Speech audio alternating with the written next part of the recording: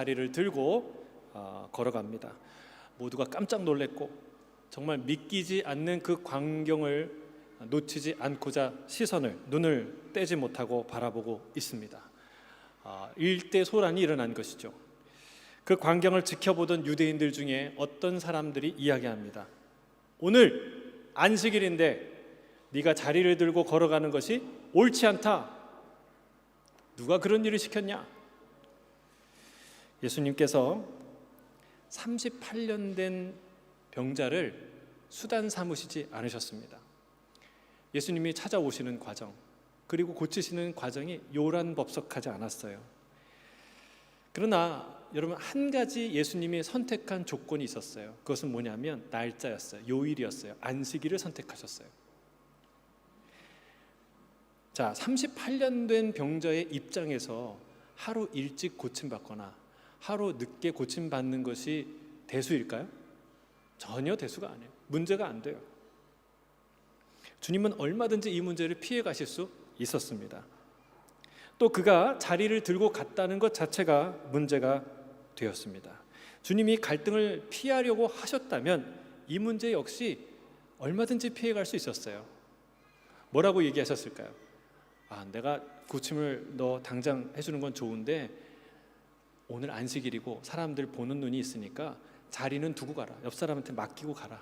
해가 떨어지면 와서 네 자리 들고 가서 거기에 누워라. 이렇게 말씀하실 수도 있었어요. 근데 주님이 아랑곳하지 않고 그냥 일어나 네 자리를 들고 가라 라고 말씀하신 것이죠.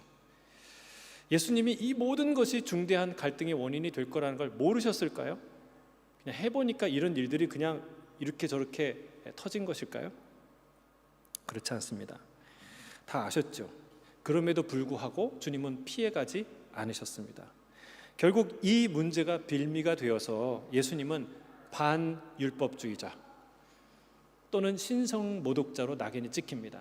그리고 결국은 박해를 당하고 그리고 죽여야 되겠다라는 각오를 그들이 하게 되죠. 결국은 십자가에 못 박혀 돌아가시게 됩니다. 여러분, 이게 그토록 중요한 것일까요? 그 사람을 고치고 안식일에 고치고 다시 찾아가서 말씀하시는 이게 그토록 중요한 것일까요? 오늘 이 문제는 겉으로 봐서는 안식일에 관한 문제라고 생각이 돼요. 그러나 사실은 이 사건의 본질은 율법주의 자체에 있습니다. 이 얘기는 우리가 조금 이따 좀 더 자세히 다루도록 하겠습니다. 자, 안식일에 고치신 것도 자리를 들고 가라고 하신 것도 당장은 문제가 안 돼요. 왜냐하면 고침받은 사람이 누가 나를 고쳤는지 알지 못하기 때문에 그거는 문제가 당장은 되지 않았어요. 주님이 찾아가지 않으셨다면, 가서 누가 고쳤는지 내가 누구인지 알리지 않으셨다면 이것은 당장의 문제가 되지 않을 문제였어요. 근데 자신의 정체가 드러날 줄 알면서도 왜 찾아간 것일까요? 왜 굳이 찾아가신 걸까요? 경고하기 위해서 가셨습니다. 주님은 그를 만나서 이렇게 말씀하세요. 14절이에요. 14절 같이 읽겠습니다. 시작. 그 후에 예수께서 성전에서 그 사람을 만나 이르시되 보라, 내가 나았으니 더 심한 것이 생기지 않게 다시는 죄를 범하지 말라 하시니. 더 큰 질병이 생길 수 있고 더 나쁜 상황이 될 수도 있으니까 넌 다시는 죄를 짓지 마라 라고 경고하시기 위해서 가셨어요. 여러분, 고쳤으면, 기적을 베풀었으면 그걸로 충분하지 않습니까?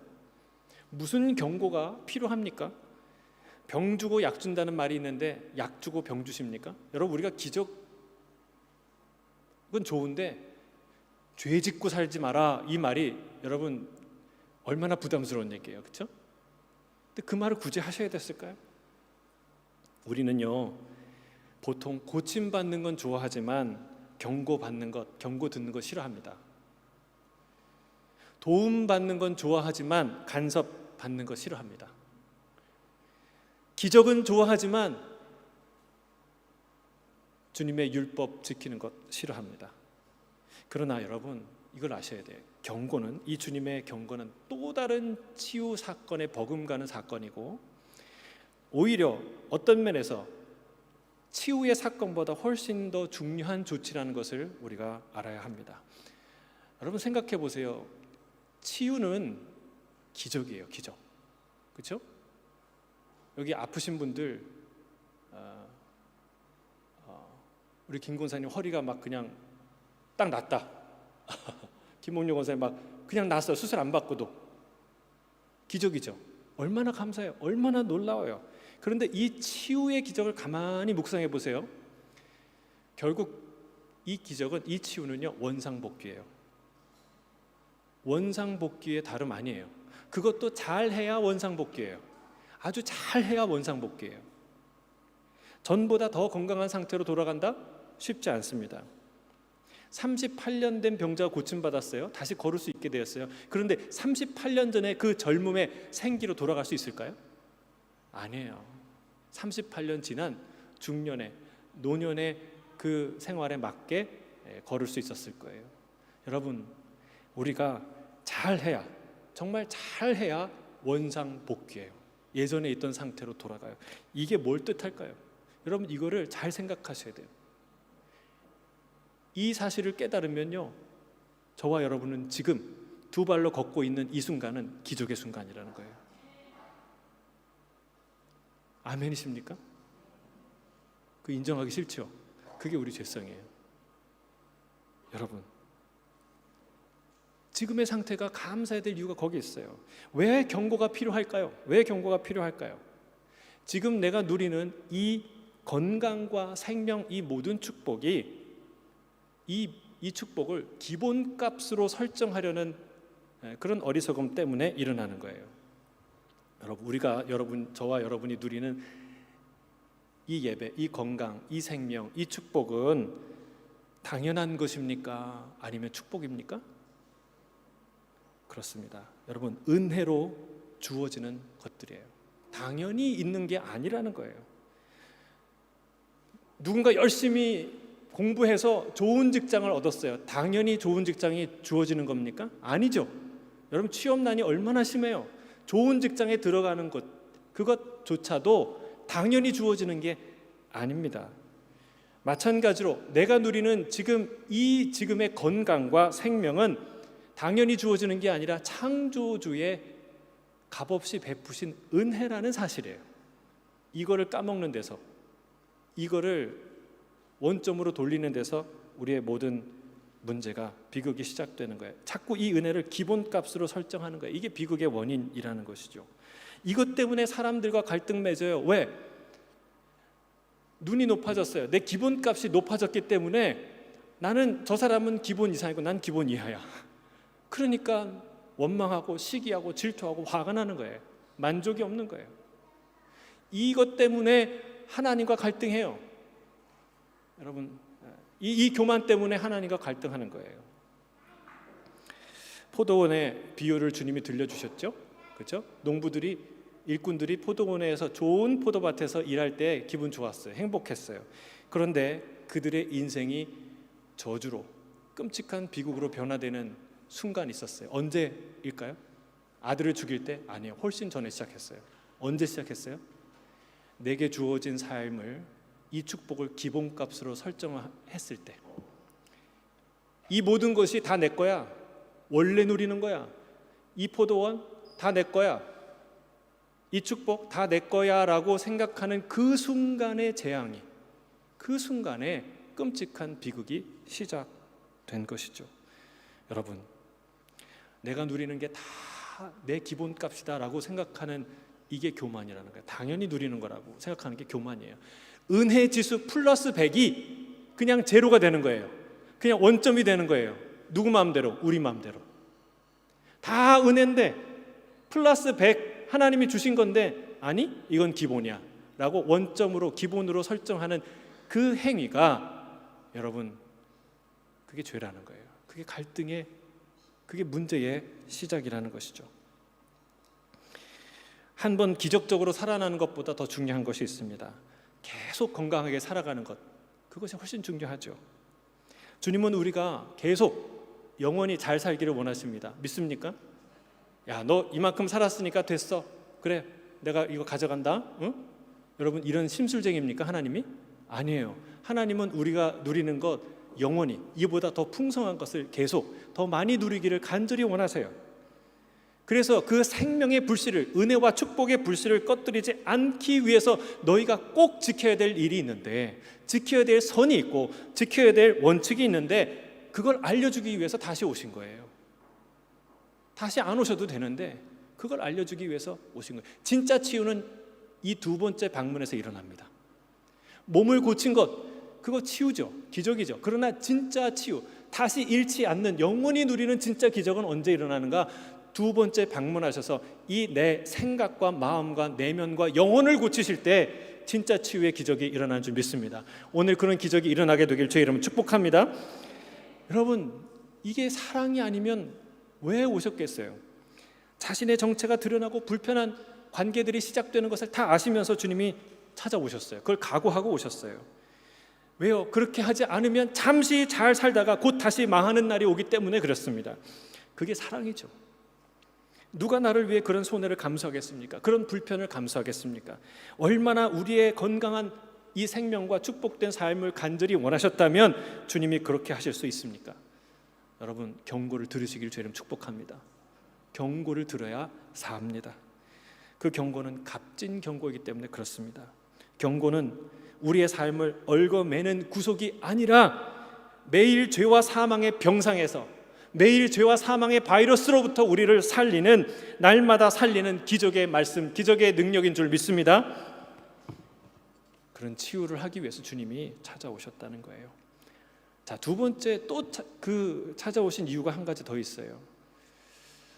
그는 나음을 받았지만 누가 낫게 한지 몰랐어요. 여러분, 진짜 구원은 병 나은 게 아니에요. 누가 낫게 하는지 아는 게 구원이에요.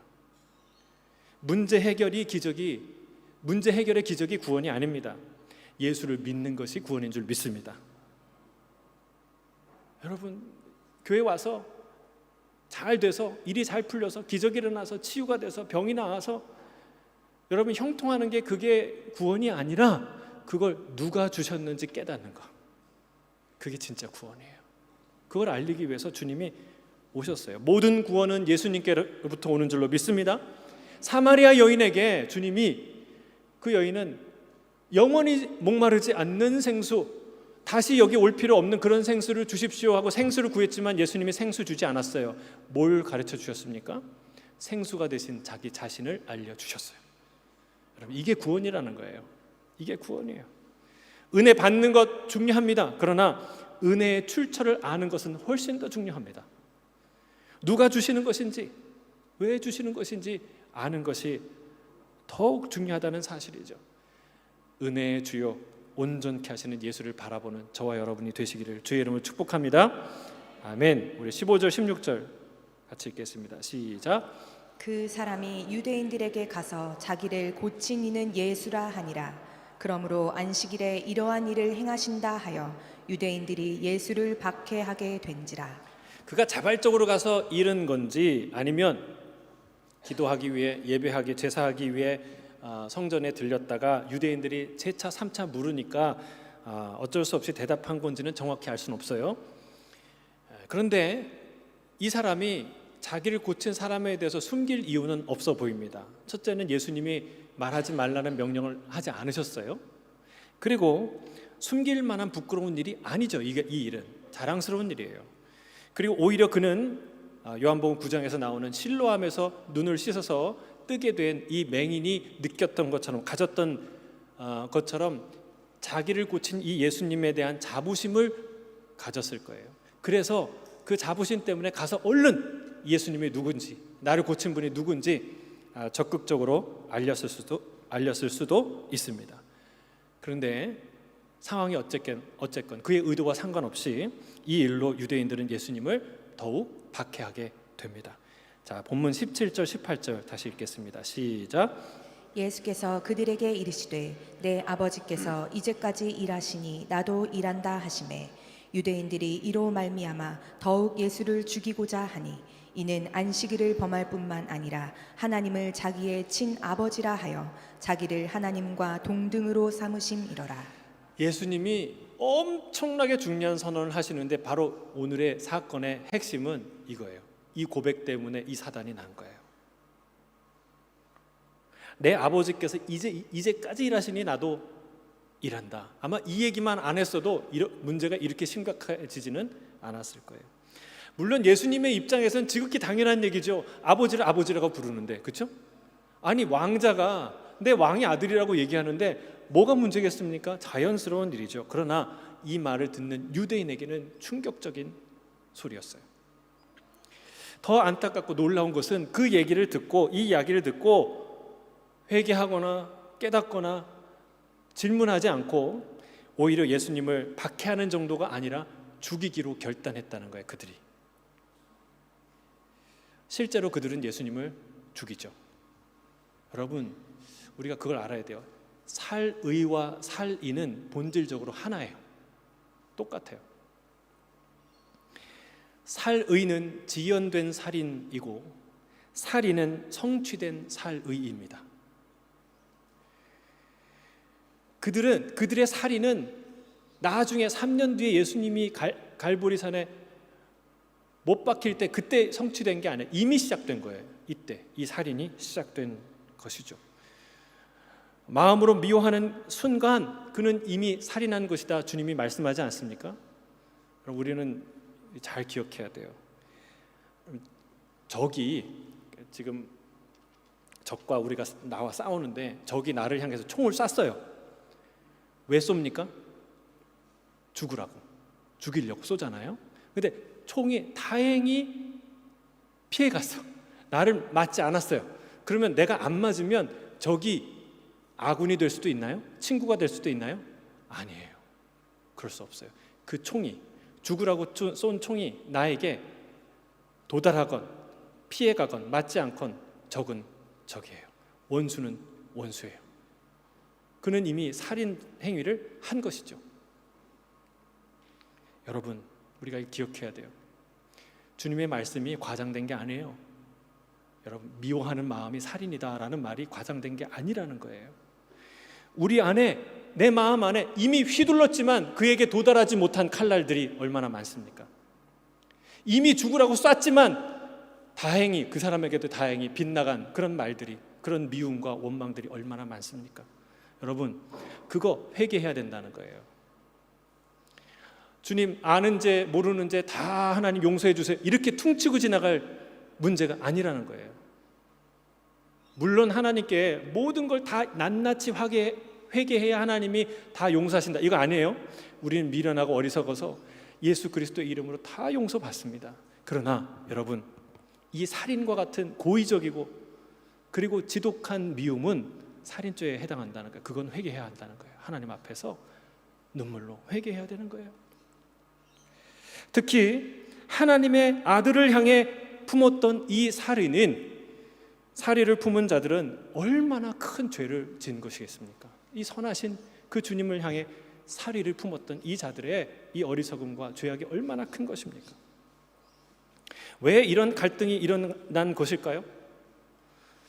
왜 주님은 이런 사단이 날 것을 알면서도 굳이 안식일에 그를 고치시고 다시 찾아가시고 자기를 알린 것에 또 만족하지 않고 사람들에게 아버지께서 일하시니 나도 일하신다, 이런 말을, 그 불길에 그냥 기름을 부으시듯이 왜 그런 말을 하셨을까요?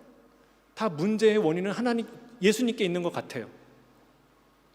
여러분, 이 사건의 핵심은 안식일이 아닙니다. 주님께서 문제 삼으신 것은 율법주의 자체입니다.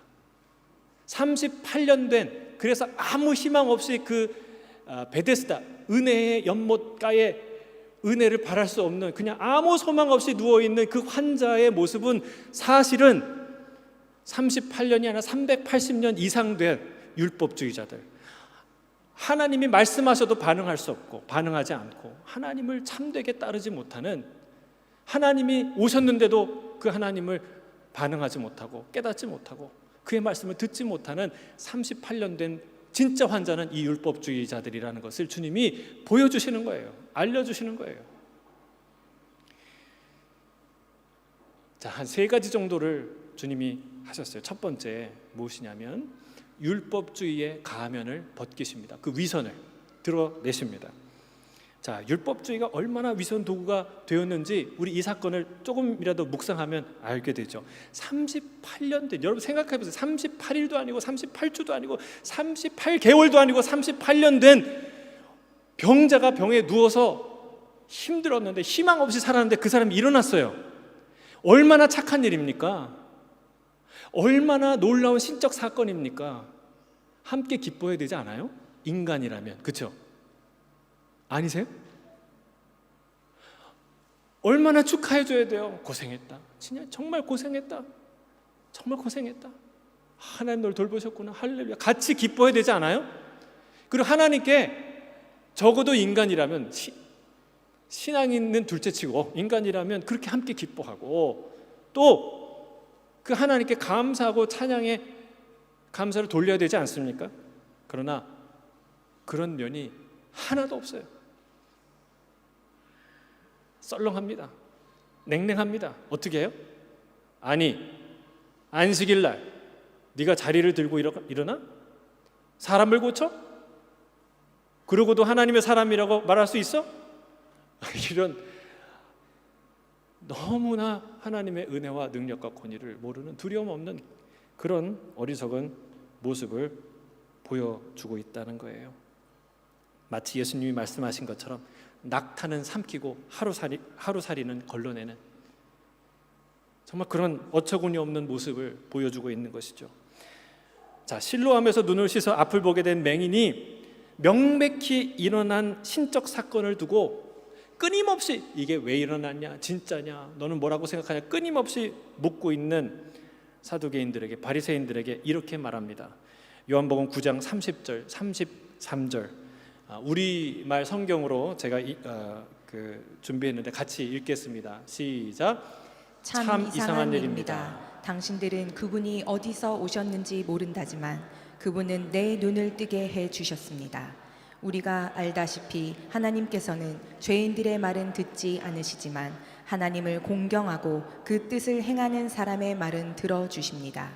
창세 이후 누구라도 날 때부터 눈먼 사람의 눈을 뜨게 했다는 말은 들어본 적이 없습니다. 만약 이분이 하나님께로부터 오신 이가 아니라면 아무 일도 하지 못하셨을 것입니다. 여러분, 팩폭이라는 말이 있어요. 아세요?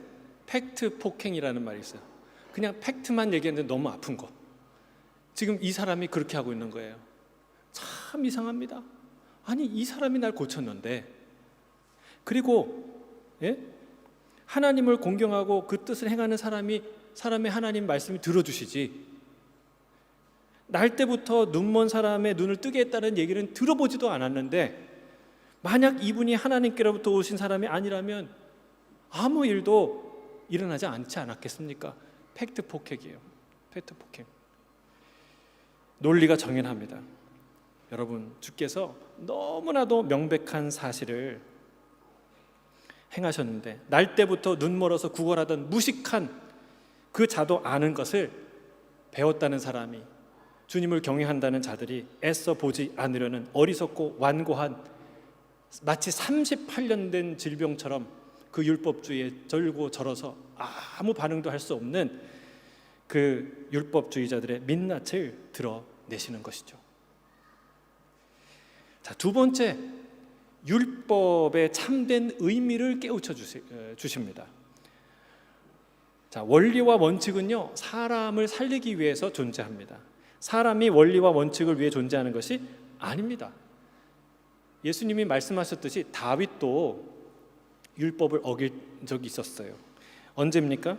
살기 위해서 제사장 밖에는 허락되지 않는 진설병을 먹었어요. 그러니까 여러분, 율법도 살리기 위해 존재한다는 것을 기억하셔야 돼요. 그러면 살린다는 명분으로 모든 것이 허락되느냐? 그렇지 않아요. 그렇지 않습니다. 다윗이 그냥 가자마자 거기 그 진설병 있지, 그거 내와, 이렇게 얘기했나요? 아니에요. 어쩔 수 없이 도망가는데 주머니에 돈도 없고 함께 하는 사람이 있고 너무나 배고프고, 그래서 뭐 먹을 거 없냐고 묻는 거예요. 근데 지금 물려낸 진설병 외에는 아무것도 없다. 그거라도 주십시오 라고 어쩔 수 없이 부탁했다는 거죠. 그에게 돈이 있다면 평상시에 그런 일은 하지 않았을 것이죠.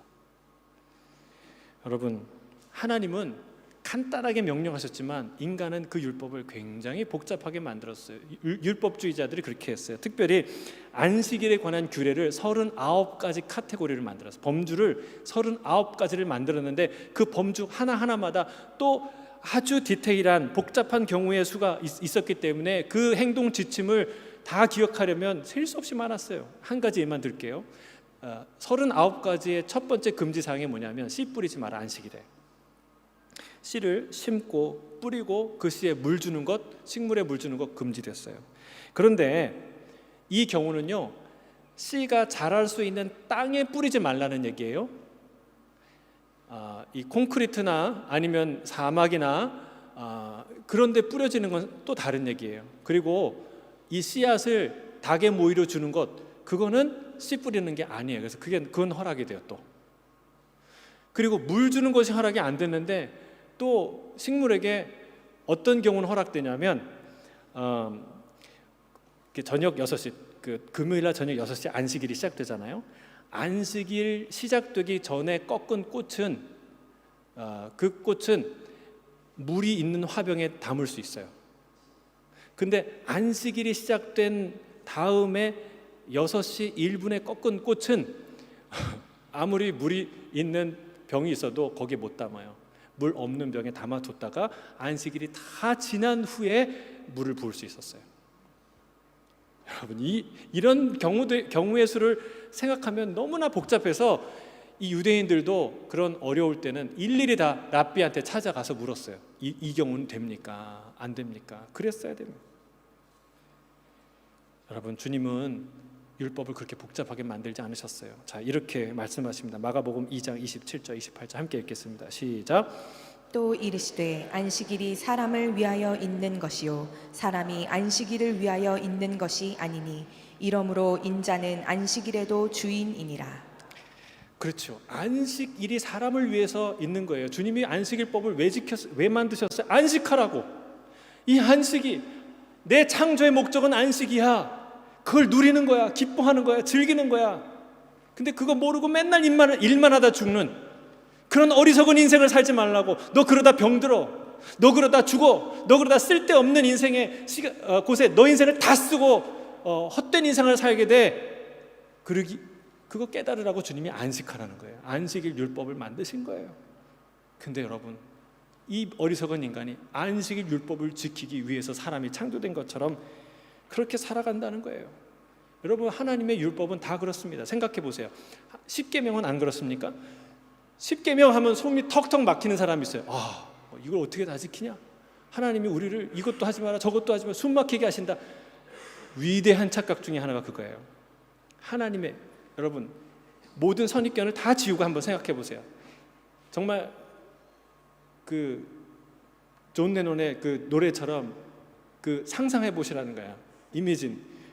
상상해 보세요. 가장 행복한 나라를 생각해 보세요. 그 나라는요, 다 십계명 안에 들어가 있어요. 다. 아무도 거짓말하지 않는 나라, 아무도 간음하지 않는 나라, 아무도 남의 것에 탐내지 않는 나라, 훔치지 않는 나라, 아무도 남을 다치게 하지 않는 나라, 살인하지 않는 나라. 여러분, 십계명 중에 하나만 이 땅에 실현돼도 정말 혁명적인 나라가 될 거예요. 그 십계명은 우리를 위해서 주신 거예요. 우리가 행복한 삶을 살라고, 숨 막히게 우리를 숨통을 조이려고 주신 게 아니라 숨 막히게 기쁘고 아름답고 행복한 인생을 살라고 주님이 주신 게 하나님의 계명이라는 거예요. 그런데 그걸 다 우리가 거꾸로 해석하죠. 여러분, 진짜 우리를 숨 막히게 하는 건 뭐예요? 주의 말씀이 아니라 주의 통치를 거부하는, 하나님의 나라를 거부하는 우리 안에 있는 죄성이 우리를 숨 막히게 하는 것이죠. 그 실체를 알아야 합니다.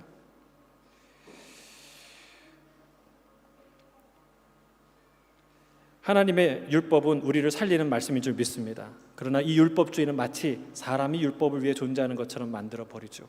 안식일에는 일하지 말라고 했으니 사람을 고치는 것도, 자리를 들고 걸어가는 것도 불가능하다고 주장합니다. 주님은 그 어리석음을 깨우칩니다. 여러분, 마가복음 12장에 이렇게 얘기해요. 너희 중에 어떤 사람이 양 한 마리가 있어 안식일에 구덩이에 빠지면 끌어내지 않겠느냐? 사람이 양보다 얼마나 더 귀하냐? 그러므로 안식일에 선을 행하는 것이 옳으니라. 여러분, 사람 살리는 일은 주일에도 안식일에도 멈추지 말아야 될 줄로 믿습니다. 그렇다고 사람 살리는 일을 하면 주일도 안식도 필요 없다, 이 얘기예요? 그렇지 않습니다. 여러분, 병원은 주일에도 평일처럼 문을 열어야 된다, 이 얘기입니까? 그거 아닙니다. 주님도 안식일을 지키셨다는 걸 기억해야 돼요. 주님이 특히 안식일에 집중적으로 사람을 고친 게 아니라 평일날 열심히 고치셨고 주일에도 고치셨다는 거예요. 그걸 기억해야 돼요. 가끔은 안식일에 고쳐줘야 될 사람이 있으신 거예요. 내일이면 만나지 못할 사람, 오늘 일어나야 될 사람, 그리고 오늘 주님이 고쳐주고 싶은 사람이 있는 거예요. 그럴 때 고치시는 거예요. 그걸 문제 삼는 것은 어리석은 일이라는 거죠. 자, 세 번째, 이제 더 중요한 아주 문제의 핵심에 도달합니다. 여러분, 그럴 수 있어서 그러는 게 아니라 여러분, 이 율법과 안식의 참된 주인이 예수님이기 때문에 이 일을 하시는 거예요. 율법의 주인이 누구신지 가르쳐 주시는 거예요. 아버지가 일하시니 나도 일한다, 이 말은 실로 엄청난 말이죠. 유대인들도 하나님께서 안식일에 일한다는 거 알았을까요? 몰랐을까요? 예? 알았어요. 왜요? 제사장이 제사 드리기 위해서 일하잖아요. 여러분은 그 주일날 쉬는지는 모르지만 목회자들은, 사역자들은, 물론 여러분 섬기는, 다 같이 우리가 섬기지만 저는 열심히 일하잖아요. 일주일에 가장 바쁜 날이 주일이잖아요. 그렇죠? 제사장도 그랬어요. 주일날이라고 응애하고 애들이 안 태어납니까? 아, 오늘은 안식일이니까 그 산부인과 문 닫아도 애들 안 나. 주일날이라고 안 돌아가십니까? 아니죠. 여러분, 그들도 알았어요. 하나님이 안식일에도 일하신다는 거. 하나님이 24시간 손을 놓으신다면 그야말로 세상은 아비기환, 혼돈에 빠지게 되는 것이죠. 근데 이 문제가, 왜 이게 문제가 됐냐면 예수님이 자기를 그 하나님 아버지와 동급으로 뒀다는 거예요. 이게 문제의 핵심이에요. 그들이 견딜 수 없고 참을 수 없었던 부분이 이 부분이에요. 그런데 이 주님은 이 부분을 애써 감추지 않으셨고 오히려 이 부분을 명확하게 우리에게 가르쳐 주십니다. 중풍병자를 고치는 그 장면을 보세요. 내 죄사함을 받았다는 말과 일어나 내 자리를 들고 걸어가라는 말 중에 어떤 것이 더 쉽겠느냐 물으셨어요. 근데 아무도 대답을 못해요. 그래서 예수님이 뭐라고 얘기하십니까? 인자가 땅에서 죄를 사하는 권세가 있는 줄을 너희로 알게 하려 하노라. 그리고 일어나 내 자리를 들고 걸어가라 하니까 그가 일어나서 자리를 들고 걸어갑니다. 이 광경을 보고 거기에 있던 바리새인들이, 사두개인들이 옳거니 이분이 진짜 하나님의 아들이구나, 죄를 사하시는 분이구나 믿었을까요? 천만의 말씀. 안타깝게도 그렇지 않았습니다. 율법주의, 38년 된 그 질병 환자처럼 정말 이 하나님의 말씀에 무기력한, 전혀 반응하지 않는 이 율법주의자들은 어떤 마음을 가졌냐면, 아니 저렇게 새파랗게 젊은 나사렛 촌놈이 고작 병자를 고치는 은사 따위로 자신을 하나님의 아들이라고 생각해? 주장해? 이런 신성모독자가 어딨나? 이렇게 말했다는 거예요. 사랑하는 성도 여러분, 이런 일이 우리 안에서 일어날 수 있고 일어나기도 한다는 겁니다. 하나님을 믿는다고 하면서 실제로 하나님이 말씀하시는데 안 듣는 거예요. 그럴 리가 없다고, 그럴 수가 없다고, 그러지 않는다고 주의 말씀을 의심하고 주의 말씀을 거부합니다. 여러분, 내 안에 율법이 우상화된 거예요. 성전이 우상화된 거예요. 여호와 하나님을 믿는다는 신앙 자체가 또 하나의 우상이 되어 버린 것이죠. 38년 된 환자처럼 율법주의에 무기력한 그런 환자처럼 우리가 누워 있는 것이죠. 사랑하는 성도 여러분, 우리 하나님이 우상이 되지 않기를 주의 이름 축복합니다. 우리가 믿는 이 말씀과 우리가 따라가는 이 예수님이 우리 안에서 우상이 되지 않는 방법은 무엇일까요? 그것은 여러분 잘 들으세요. 제한받지 않으시는 거예요. 하나님은 그 어떤 경우에도 제한받지 않으셔야 돼요. 그게 하나님의 속성이에요. 그게 하나님을 경외하고 두려워한다는 말이에요. 물론 우리는 성경을 통해 하나님을 알아갑니다. 하나님의 지식을 하나하나, 하나님의 속성과 성품을 배워갑니다. 그 지식에 쓸데없는 것이 아닙니다. 매우 유익합니다. 대부분 그러합니다. 그러나 그 지식조차도 하나님을 제한해서는 안 된다는 거예요. 그것이 하나님의 형상을 만들지 말라는 율법이에요. 말씀, 계명이에요. 저 밖에 있는 웅장한 신전들 돈이 없어, 하나님이 돈이 없어서 못 만드시겠어요? 그리스 신전들, 그리스인들이 그 예술적으로 뛰어나서 그들만 만드셨나요? 하나님은 그거 못 만드실까요? 아니에요. 그거 만들지 말라는 이유가 바로 여기 있습니다. 하나님은 무엇으로 규정받거나 제한받지 않으신다는 거예요. C.S. 루이스의 나니아 연대기 보면은 거기 사자가 나와, 예수님을 상징하는 그 캐릭터인데 사자 아슬란이 나오는데 그 아슬란을, 그 사자를 내 별명이 하나 있어요. 별명이. 그 아슬란을 언급할 때마다 나오는 별명이 있는데 그 별명이 뭐냐면 길들일 수 없는 사자라는 거예요. 길들일 수 없는 사자. 길들여지지 않는 사자. 저는 이 정의가 정확한 하나님의 속성이라고 믿습니다. 그렇게 하나님을 대하는 것이 하나님을 진정으로 두려워하는 경외라는 것이죠. 여러분, 만약에 이 유대인들이 하나님을 진심으로 경외했다면 그 놀라운 표적 앞에서 격분할 것이 아니라 두렵고 떨림으로 깊이 자기를 돌아봤을 거예요. 게다가 감히 아무도 이제껏 성전 앞에서, 사람들 앞에서 아무도 그런 말을 하지 않았는데 내 아버지가 지금까지 일하시니 나도 일하신다, 이런 말씀을 하는 선지자는 한 명도 없었어요. 그걸 공개적으로 많은 사람 앞에 선포하는 이 당돌함과 담대함과 이 위대한 선언을 보고 그들은 생각했어야 돼요. 정말 메시아일 수도 있겠구나. 하나님의 당신의 그리스도를 우리에게 보내셨을 수도 있겠구나. 사랑하는 성도 여러분, 묻습니다. 나는 지금 하나님이 말씀하시면 들을 수 있습니까? 온갖 그동안의 신앙의 경험과 내 지식에 둘러싸여서 오히려 그것을,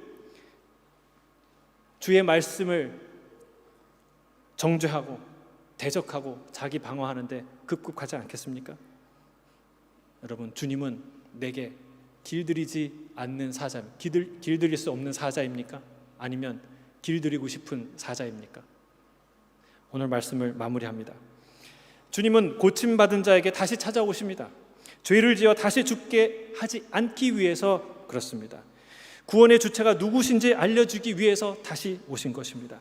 안식일의 주인이 누구신지 또렷하게 알려주시기 위해서 오신 것입니다. 그들은 주의 말씀을 가지고 주의 말씀을 어겼다는 이유로 그 생명의 주님을 죽이려고 결단합니다. 그런 오만과 위선이 이 사건을 통해 드러납니다. 우리 주님은 길들일 수 없는 사자인 줄 믿습니다. 오늘 지금도 우리를 위해 일하시는 그 하나님 아버지의 아들이십니다. 그분을 따라가는 저와 여러분이 되시길 주의 이름 축복합니다. 기도하겠습니다.